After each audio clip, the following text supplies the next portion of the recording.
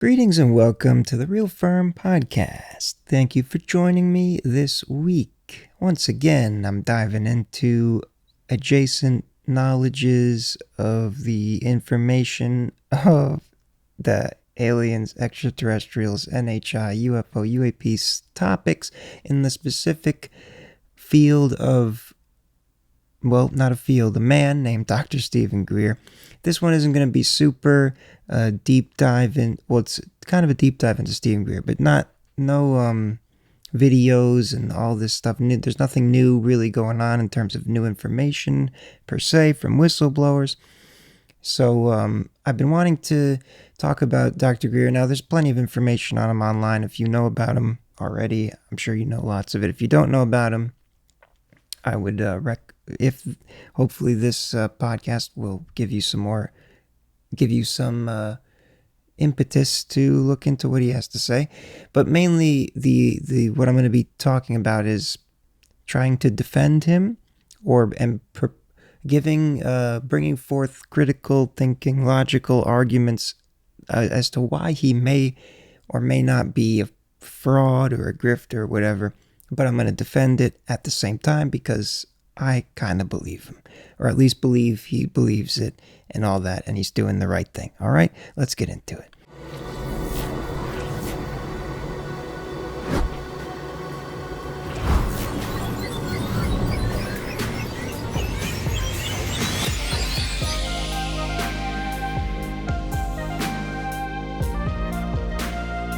Okie dokie, Dr. Stephen M. Greer. A man I didn't really know too much about until over the past year, when I really started looking into I've been looking into the UFO thing for a while, but not as deep since all the official whistleblowers came forth over the past 5 years it's been or something, 5-6 years. And he kept popping up, and then I forgot what exactly spurred me to really dive deep into him. But now I'm deep into him, and no intention of that implication. I'm deep into him, and he's just one of those guys that something about his message and the way he talks combines to resonate with me greatly. Even though I have not seen the things he's seen or have even had an experience of the UFO variety myself. But a lot of things. So I'm just gonna give like a brief summary of who he is if for some reason you don't know. What are his main points and what he tries to hammer home to the people that he's reaching. And then we're gonna go through all the arguments that I've made up in my head about how he could possibly be a grifter, a fraudster, a con man, or just a straight up insane schizophrenic man. I don't think he's any of those, but I will give my most, by the end I will have my most likely, if at the very least most likely thing, if what he's saying is just ends up not being true. I'll say it like that. But yeah, let's. I have a lot of notes. This is, you have to excuse me. This is doing this by myself, especially with a lot of information to remember. It's very difficult, and I have a lot of notes, but it's something about my psychology, where if I have notes, I'm either like reading them verbatim or I'm looking back. Like, it's hard to like use without someone else like cueing me. I don't know. It's weird. I either have to have like a stream of consciousness or notes, but I have to have both or else I'll forget things. So I might be a little all over the place is what I'm trying to say. You would know if you've seen the past episodes.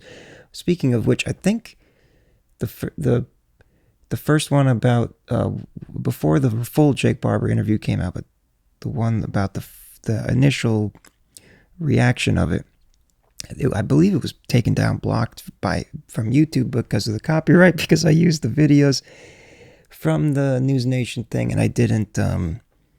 I didn't like put him picture in picture and do a reaction, so I guess it wasn't fair use. I don't know, whatever. So that doesn't exist anymore. But the last episode, anyway. Let me before I get completely sidetracked. Dr. Stephen M. Greer, born on October 20th, 1955, retired physician, prominent ufologist. He earned a BS in biology from Appalachian State University in 1982 and an MD from East Tennessee State University's James H. Quillen College of Medicine in 1987. After practicing as an emergency room physician, he retired in 1998 to focus on ufology. Now that'll come into play for one of my arguments, and that would be the one about the money. Three main potentials, and two of them are kind of related, which is for fame, publicity, for money. Those two are pretty much intertwined. I don't know why you would want fame and publicity for no money. That seems like a fully narcissistic thing. I guess that's another. And mental illness. So delusional, whatever. Just got a little sidetracked, but I wanted to make sure I brought that up. So he founded the CSETI in 1990, the Center for Study of Extraterrestrial Intelligence. He developed the CE5, which is this whole thing that you summon. It's basically like an alien seance. That's a joke. I said that in the last episode. I mean it as a fun joke. I want to practice it. I love seance. I love the idea of a seance. But the way I sang it does kind of sound like I'm making it sound bad, but that's not what I mean to do. I just think it's hilarious. The relation of it, not the actual practice of the CE5. It sounds very profound and spiritual, and I will be doing that at some point. 1993, he established a disclosure project, yada yada. That's just basic things. He released several prominent films. He wrote books. By prominent, I mean within the UFOs, underground UFO people space. Sirius 23. I've seen all of these, by the way. Unacknowledged, Close Encounters of the Fifth Kind, Contact Has Begun, and they didn't list this here in Wikipedia, or at least ChatGPT's summary of Wikipedia didn't. The Lost Century, which is a very important crux of his whole message to people about the technologies of energy and whatnot. And so that's just a quick biopsy. Yep, you know what I mean. Biopsis, biography, whatever the words are. So and then now let me, before I get into the arguments, let me discuss all of the things that I've noted down of that are his prominent pillars of his message, for lack of a better word. I almost said narrative, but that makes it sound negative connotations in this field of ideas. Main ideas. This is what it is. So first of all, the whole alien thing, extraterrestrials. He mainly refers to them as ETs. Just straight up old school. He fully believes that they exist, that there's many races, and just from all over the different galaxies, different planets, yada yada. And there's various levels of evolved ones where some of them are kind of evolved past us, some of them are way evolved past us, some of them are in a state of complete conscious transcendence where they can just do whatever. They're basically gods. Like, he has all these levels of civilizations, not in the physics levels of civilizations where it's determined by how much energy you're getting from the sun and or the star or the galaxy or something. I forget those. Not that different levels of civilizations based on your conscious evolution, and that's not, the consciousness is key. It's all about the science of consciousness that is based on what what he talks about, and it's just the underlying thing in all of this. Pretty much, it's just basically all about consciousness. But all these other things spring up about it because the ETs are well versed in the consciousness, and the technology is interfaced with the consciousness, vice versa. Very, sci-fi stuff. But this is why he gets a lot of shit, because he goes full blown. He doesn't try to say this might be. He's just like, nope, this is what it is, and I know these things. It's pretty wild. So he's the most difficult of the UFO researcher, ufologist, journalist. I'm not really sure you call him a journalist, but proponent of disclosure. That he's the hardest one to defend to skeptics. I think that's the best way to say it, because he's fully woo-woo, fully spiritual, has no problem saying things with certainty that he believes he knows. And he doesn't say he knows everything literally, but he doesn't talk like the whistleblowers who say, I don't think I'm not allowed to say this, or this may or may not be the case. This is all I know. When it comes to the extraterrestrial and technology things, so apparently he's seen a lot of stuff. He's been in this field for 30 plus years, and he's been writing books and all this, films and doing talks and all this for all that time. And he's experienced a lot of things. Apparently, he's seen a lot of things, and after a certain point, you kind of just stop caring if people don't believe you, I guess. And then the people who do believe you will follow you and your message, like myself and many others. So that's the other thing. Before I go on to his other main points about his argument, his ideas, back to his background, he grew up, like, he started into the spirituality, paranormal stuff, so to speak, at a young age. I think sort of young age, maybe not as a child, although he may have. I don't remember everything.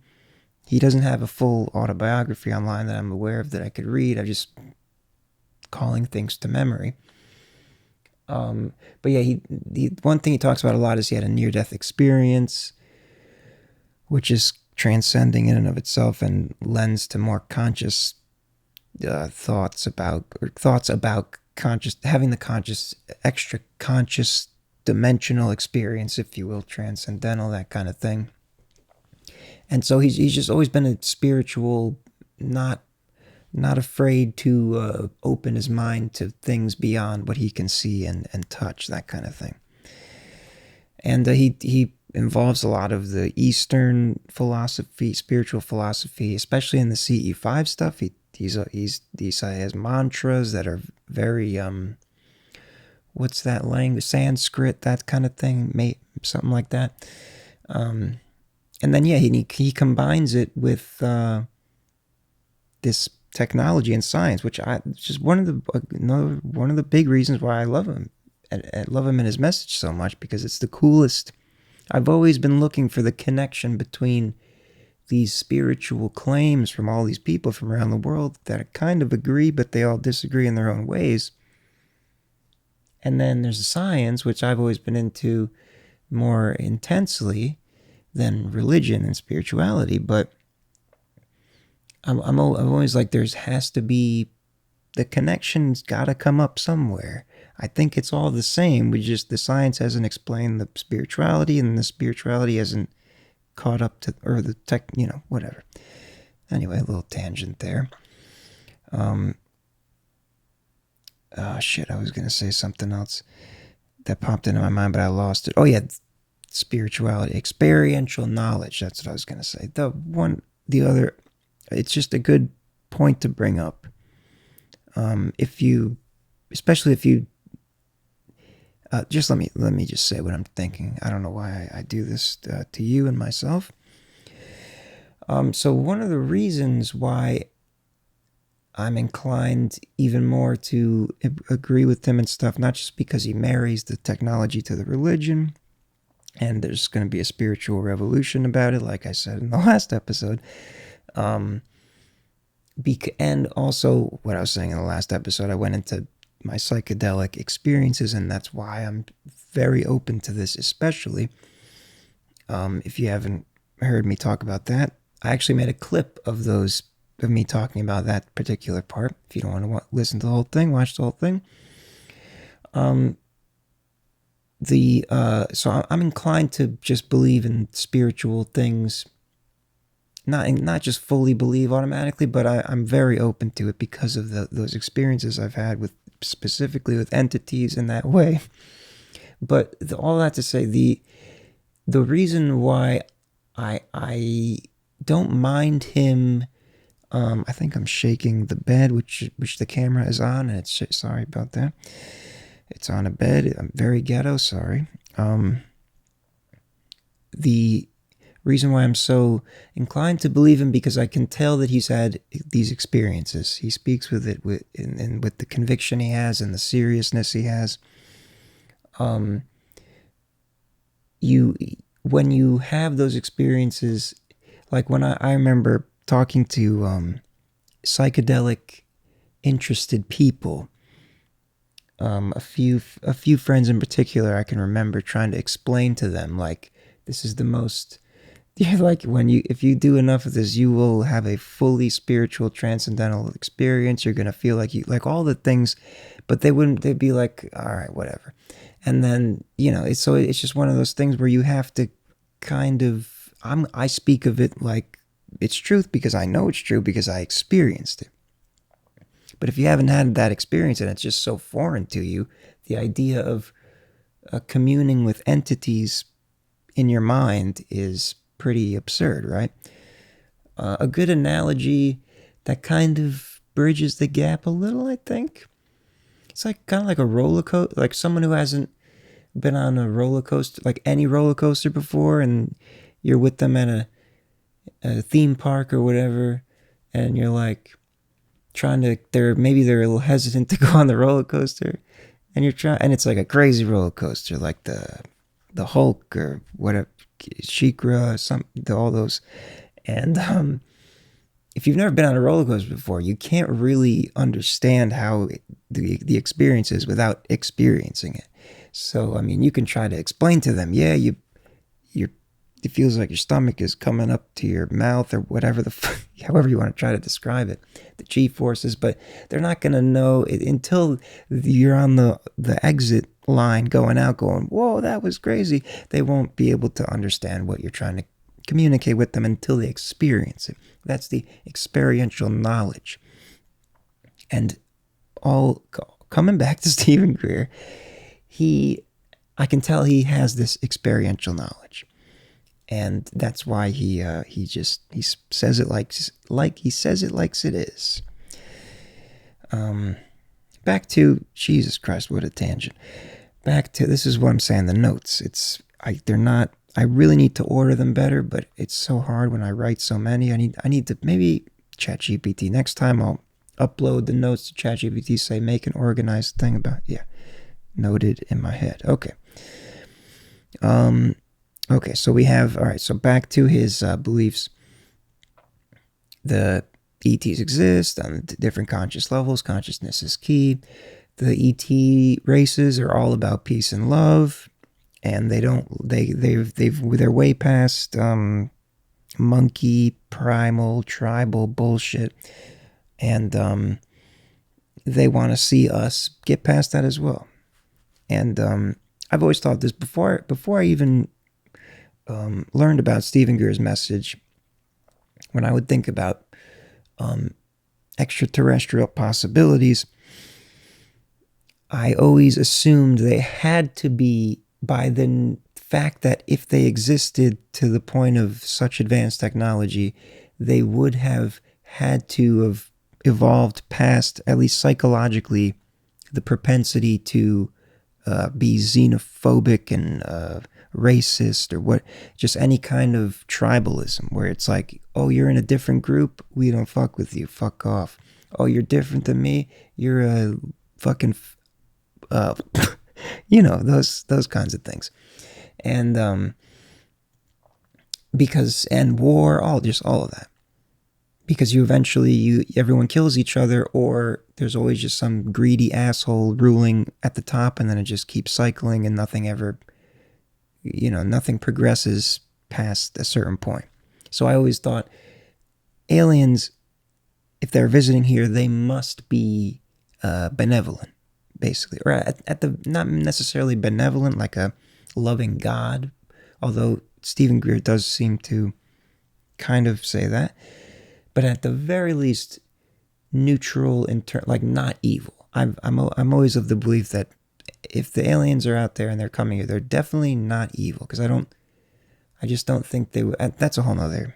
I could go off more on a tangent about that, but I won't for this for the purpose of time. Okay, so peace and love, yes. Okay, and then the technology thing is like the whole nother side of this, which is he says the military, just all the Roswell, all that stuff happened. The military back engineered crafts that they downed, which by the way may have been intentional by the military, and which is very bad. The ETs do not like that. They do not want to be forcefully downed and taken hostage and using their craft for back engineering, but that's what the military has done. And so they've obtained these technologies, and then over the decades kept secret because highly advanced technology, warfare, weapons, etc., secrecy, counterintelligence, classifications, all that. And so the government doesn't tell anybody. They make up stories. They do cover-ups. They fill with disinformation. And then these technologies kind of go by the way, they go into black budget things. And then eventually today they end up in the hands of rogue projects by aerospace. He does say that. Lockheed, Skunk Works, all these nefarious kind of what's the word? Just shadow organizations that you hear about, but you never really know what they're about by design. And they've gone rogue, and they're operating illegally, but they have these technologies that just goes down into a whole nother rabbit hole in itself. But so that's what he and Jake Barber has attested to that in his whistleblower testimony as well. In addition to talking about Stephen Greer with great reverence, but I'll get to that in a little bit to further my arguments for Dr. Stephen Greer. And so virtually all the sightings that are broadcasted on mainstream news, all of like the Tic Tac, the Go Fast Gimbal thing from the military, all those whistleblower footage, those are all the drones in New Jersey, whatever, those are all, virtually all these rogue organizations, reverse engineered technologies made by humans. And yet he has a whole way to discern them.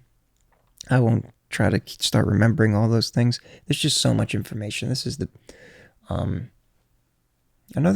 good reason for him, and just the amount of information he has in his head about this is insane. But Stephen Greer, that is. And so their hours, the ET craft aren't typically paraded around like that, I guess. I don't know what the argument there is exactly, all the details on why he claims to know that, but it kind of makes sense.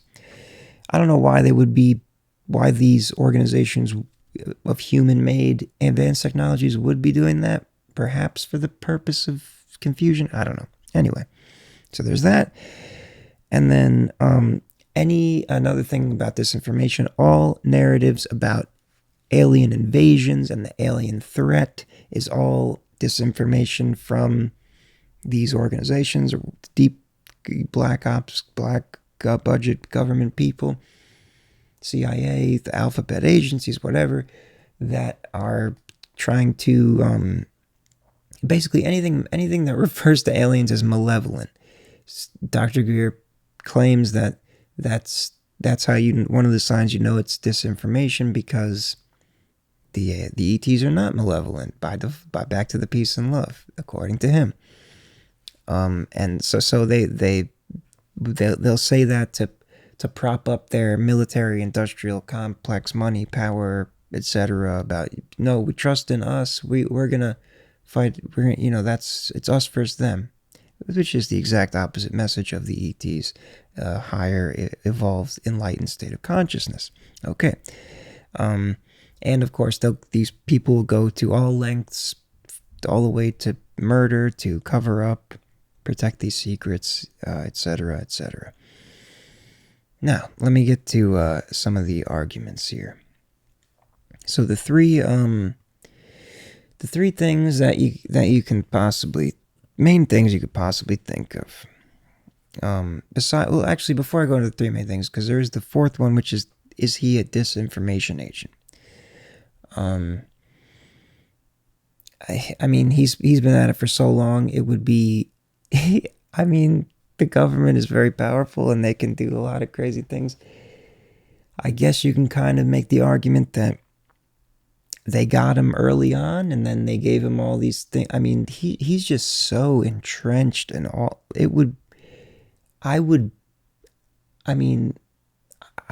I just said the government can do some wild things with manipulation, but I would be fully impressed by the government if Stephen Greer was a pawn to make the UFO thing look crazy for whatever other thing they're trying to cover up that's related to it, by having him fully have come up with all these things and have all this information organized and constantly working at trying to I mean, that's more unbelievable to me than all of this, everything he said being 100% true. So I don't really want to go too far into that, but I guess you could make the argument for that. That would be insane.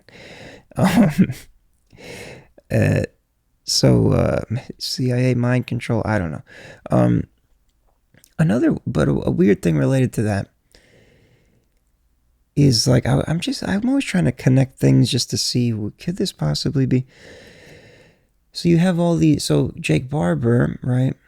He came out recently so the thing with Stephen Greer is he's not associated with the military. He doesn't claim to see any, well, he does, but not in the service of the military.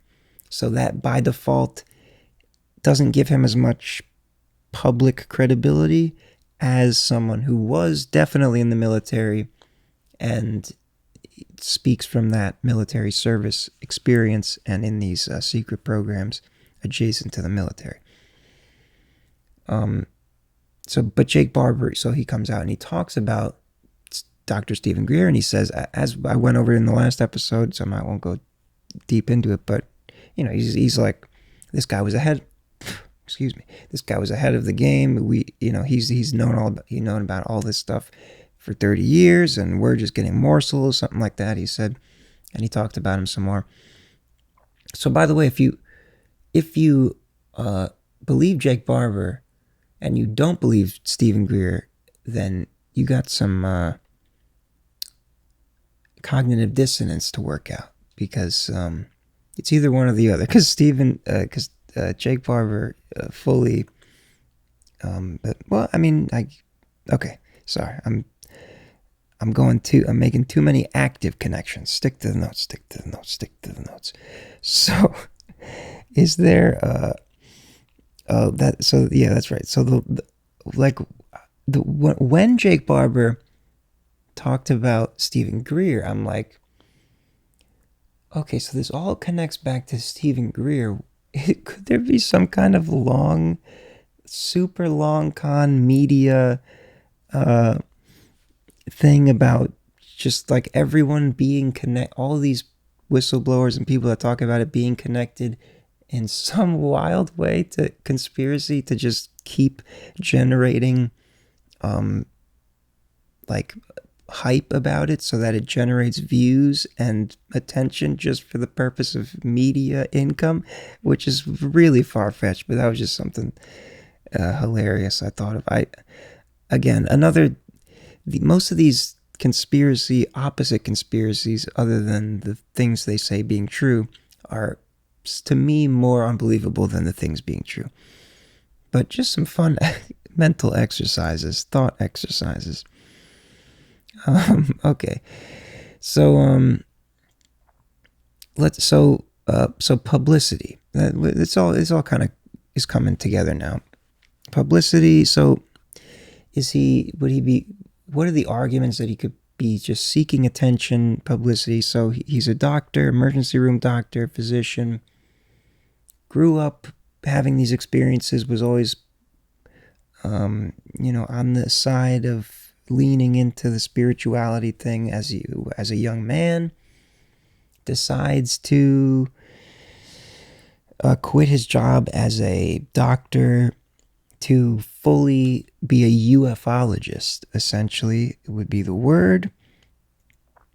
What could be the possible motives of quitting your medical job, which is historically known to be very lucrative, at least after you pay hefty student loans, perhaps. Maybe I don't know his financial history.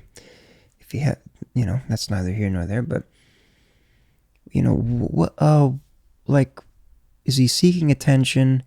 Okay, so why would you seek attention? Is money. So those two are really connected. But some people are wild folks that just want people to look at them and hear them out of narcissism. They don't even care if they're making money. There's not much. I think you really have to tie the money in for this particular idea of chasing publicity, especially considering it's been 30 years if I'm talking about this. And that is just a fact because there's plenty of historical documentation of him and video of him meeting with Congress people and speaking on, I forgot what late night show he was on back in the 90s, but it's one of those guys.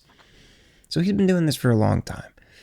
And he has garnered quite a following. So a weird thing, I briefly brought this up in the last episode, is he just hungry for power, to be some sort of cult leader? I almost don't like saying it out loud recorded because I want to make absolute sure that anyone that is still listening or watching to this, or listening and watching this at all at any time, does not think that I am saying that this is what he is. I'm just putting a devil's advocate against him as to what could possibly, if what he's saying is made up or whatever, why would the reason be? And so he's gone 30 plus years cultivating this all this information about UFOs so that he can gather everyone who believes in UFOs and spirituality to follow him and come on these guided meditations so that he can be the leader of the new spiritual revolution of the ATs and advanced technology. Now that I'm thinking about that, that's actually that in and of itself being the reason, no, but he may have at some point been like, oh, I might be able to lead the way on this, which is not a bad thing at all. Not the same at all as a cult leader, but just in the sense of, feeling the calling to, I gotta do this thing, and I'm gonna be the guy for it. You gotta have some healthy narcissism in there to be a great leader, of course. Now, there's no way he's trying to. Starting a UFO religion. I don't think he's started a religion, but I guess he could. He'd have a lot of congregation members. Tax exempt status. I don't think the government, since the government knows. Well, it's too compartmentalized. Whoever runs the IRS, which may not exist since when Donald Trump turns it into the ERS. If you know, you know. Yeah, they wouldn't know about the secret UFO stuff, but yeah, starts a religion, gets like it's kind of like Scientology, but more more realistic, I guess. They're not Thetans. They didn't go in a volcano and explode and inhabit our souls to yeah. But kind of alludes to the whole sci-fi reality that L. Ron Hubbard, maybe L. Ron Hubbard knew something, and then, you know, who knows. Anyway, yeah, he's not cult leader. Yeah, also, like, I've never heard of a cult leader that starts a podcast and, well, the podcast is really a newer thing that he did. I don't, that makes films about a greater message, puts himself all over the world to try and get as many people to believe him. I'm starting to sound backwards. No, but yeah, I mean, cult leaders are generally, they gather a small, tight-knit community, and then they start fucking everyone's wives or something like that. Perhaps well, okay. Yeah, so that's out. Let's just sweep that one under the rug, all right? But he could like power. I mean, but who doesn't like a little power? All right, so, oh boy. So let's tie it into the money here. How could he be making money? So he's written books. I guess he sells some merch, but he's made films. He does talks, presentations that you have to buy tickets to. There was actually one I just realized. I was watching the latest episode of his podcast. He was talking about how he was in St. Petersburg, Florida, which is not very far from me at all, doing a talk that was sold out. So I wouldn't have known. I gotta look up for future dates. I want to see him in person and see what he has to say at these talks. But anyway, shit, where was I? I've done lost myself. Oh yeah. So the money, right, all those things can make money. But again, I mentioned this last episode as well. Everyone has to make money. Like, what? You can't not make money, especially. I mean, these are the only ways to make money if you want to dedicate your life to UFO stuff and alien stuff. You have to get the people talking and then sell them things that benefit them. It's, you know, he's not like scamming people out of money. He's giving them entertainment, information. Now you could say he's making it up for that information, or he's making up that information for the profits of it. But back to his history, 30 plus years. Who runs the same fraud, the same con for 30 years in public to hundreds of millions of people that have probably learned about him by now, if not more, and still says the same things without getting publicly, you know, smeared or found out or whatever, and just keep making money off that in public, and then continuing to say the same things and gathering more information. There's just no way it's a fraud for money. I refuse to believe it. It does not make sense. Somebody, please, if you it would make thinking more simpler if somebody could provide a compelling reason for that. But yeah, I just there's no way he's making all this up, leaning into it just for the money. It's just too. I refuse to believe that. Maybe I'm having a mental block purposefully because I want to believe him. But yeah, for the reasons I just stated, without going into more tangents about why that may or may not be the case, I just yeah. There's nothing else. There's nothing else there. However, back to money. There's another thing I forgot to mention about his main main ideas. And that's going back to the advanced technology of it all. The ET retrieval of the ET craft from the government, back engineering it. And one of his films, and by the way, how much money can the films possibly make? They're not like blockbusters. They're very well produced though. So he must have spent a decent amount of money to have them made. So I don't think, hopefully at least he's breaking even. The point is he's not making a shit ton of money from this. I don't know. Maybe I'm missing something there. But yeah, so this lost century and how to reclaim it, film slash document, not really documentary. You know, it's just he just shares his ideas and the information he's gathered about how the advanced technologies that they knew about from contact with extraterrestrials back in the 50s gave us all the information technologically to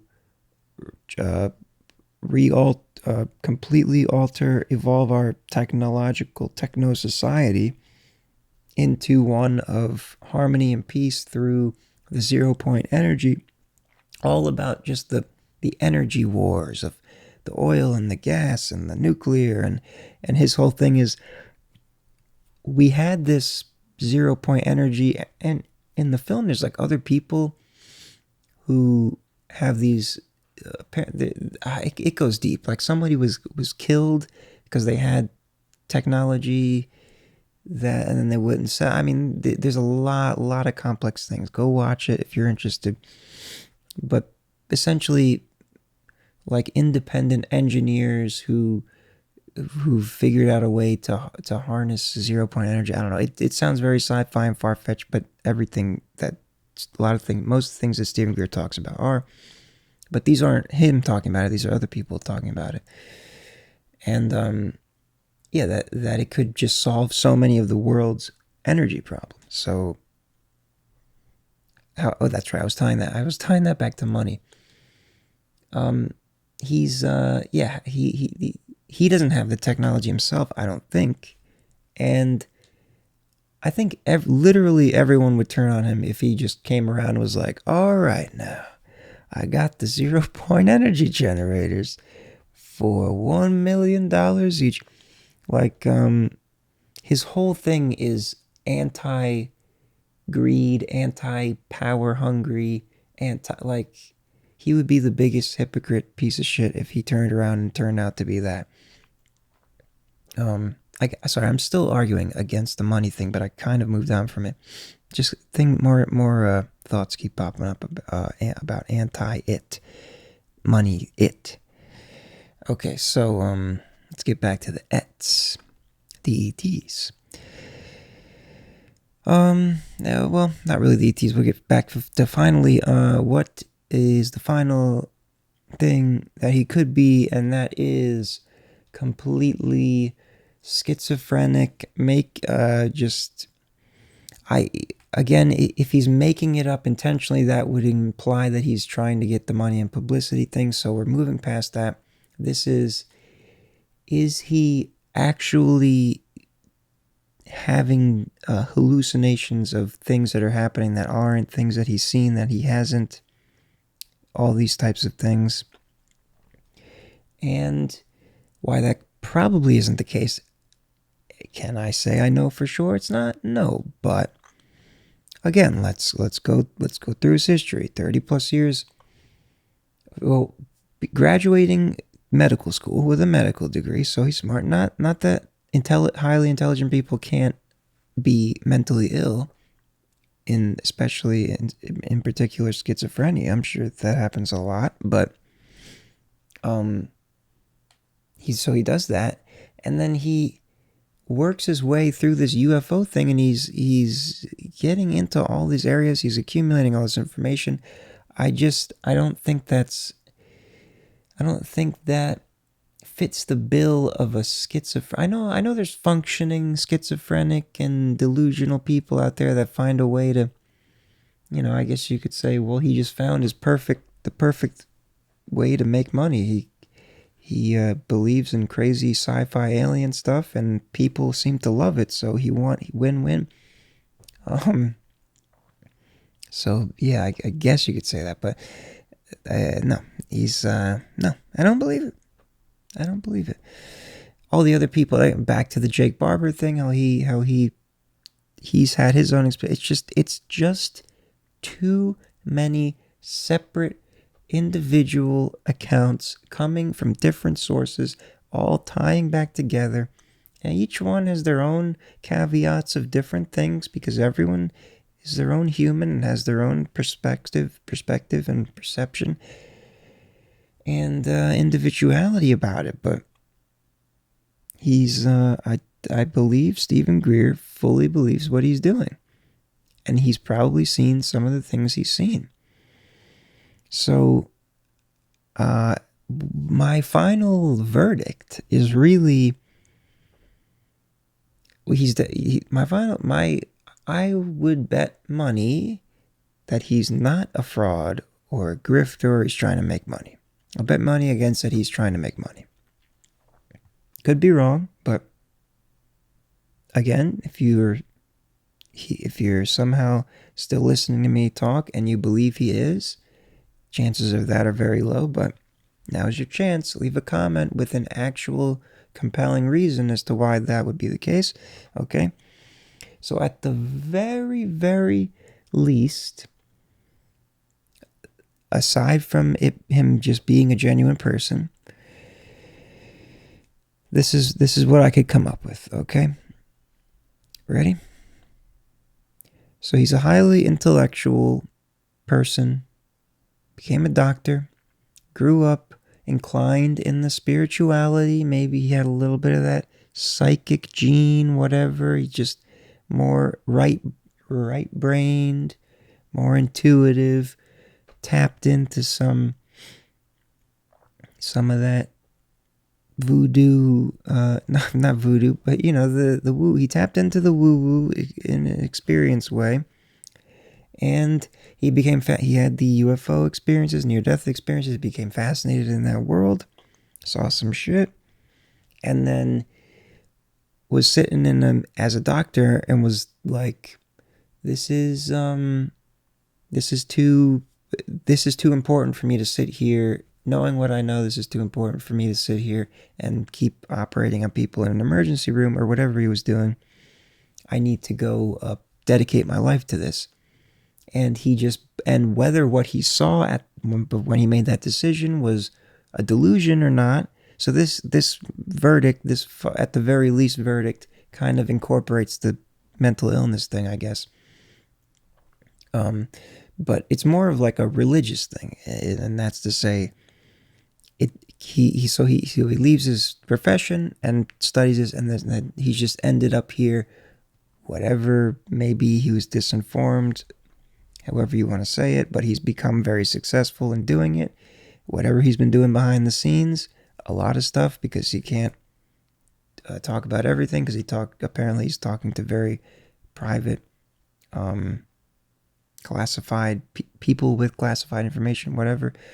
Although he does say a lot of things that should very much be classified. But yeah, so basically, kind of like, so what I'm saying is, at the very least, he religiously went into this, and he's just saying it like he believes it, because he does believe it. He's saying it like he knows it's the truth, and he's hearing things that he's confirming his beliefs that may or may not have been delusions when he was young. Again, I do not believe this. This is just the most logical reasoning that has ended up in my mind is as to if he's not a genuine. I mean, he's still a genuine person in this scenario. He's just super spirit. He's essentially a religious kook in this scenario. Again, I'm not saying that's what I think he is. This is just the most logical explanation for why he says the things he says. Kind of if a Christian, or someone who wasn't a Christian, somebody who's just working some job, perhaps lucrative, and then has like a goes to church or something, gets touched by the Holy Spirit, some kind of way like that, and then has a compulsion to become, like, leave his job and become a pastor, a preacher, or a missionary or something, just to give a analogy to an actual religion. So yeah, that's where I arrive at in my mind as the most logical connection explanation for why he says the things he says in the way he does, if they're not true. Yeah, and any other evidence I just have not come across, I have not thought about. So again, please let me know if you have some, or point me in the right direction. I mean, I'd like to still believe. Maybe don't, if you don't want to. I prefer to keep believing him because it's very interesting and entertaining nonetheless.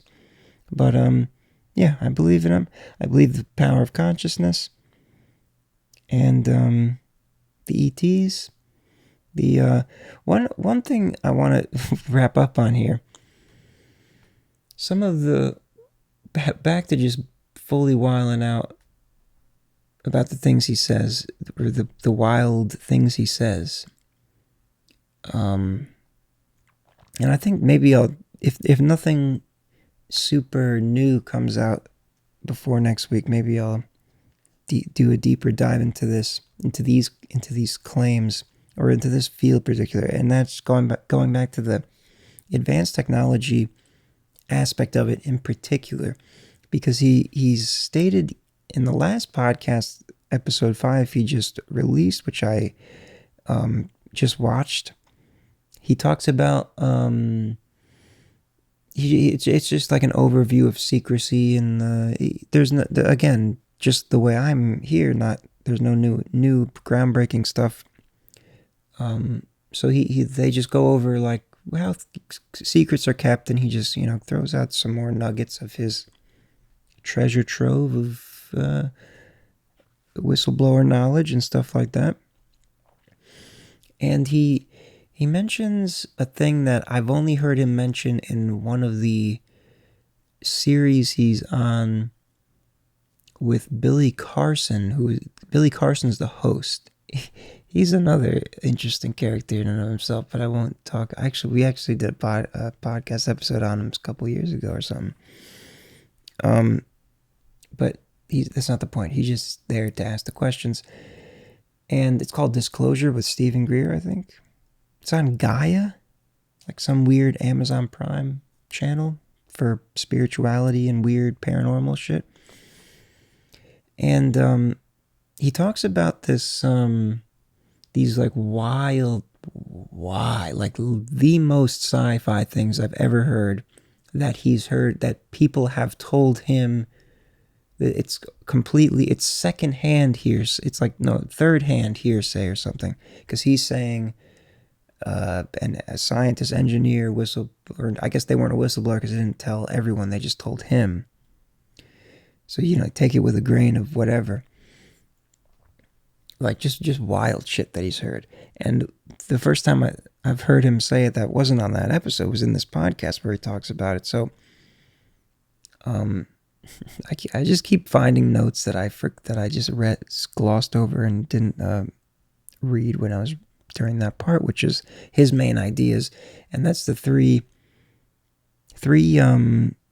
things that account for the phenomenon, which is human-made crafts, which we talked about, actual ET crafts, and then extra-dimensional shit, which is where he gets into what the CIA calls, there's a acronym for it, weird ass magic, fucking magic, weird shit and fucking magic.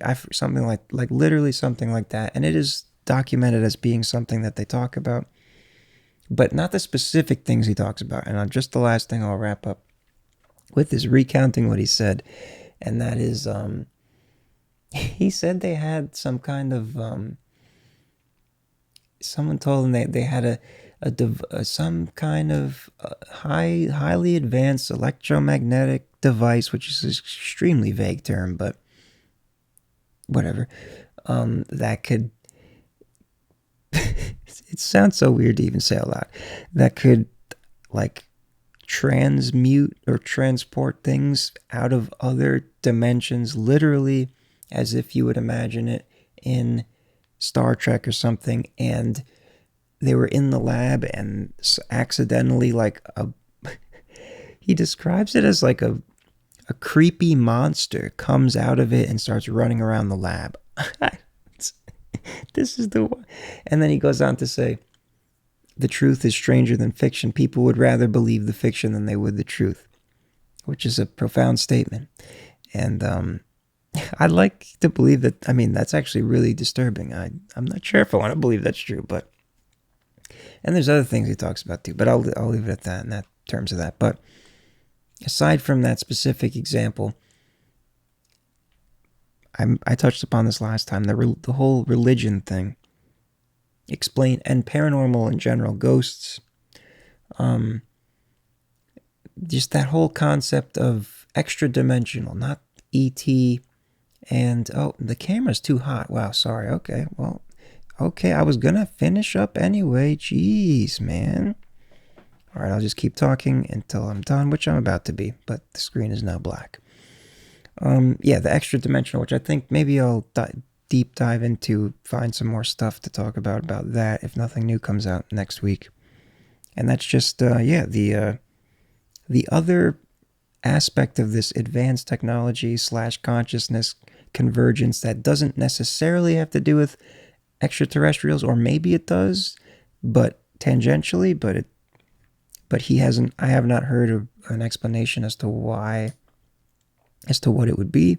So, but yeah, there's the extra dimensional dimension to it, in addition to the human maids and the extraterrestrial maids. And yeah, you got crazy monsters coming out of dimensional portals in the classified secret labs. Okay, that'll be it. That'll do it. That'll be doing it for me. Thank you for watching. Thank you for listening, particularly at this point especially. And talk to you next time. Have a good week. Peace and love. Praise be to the extraterrestrial lords and baby Jesus Christ of alien origin.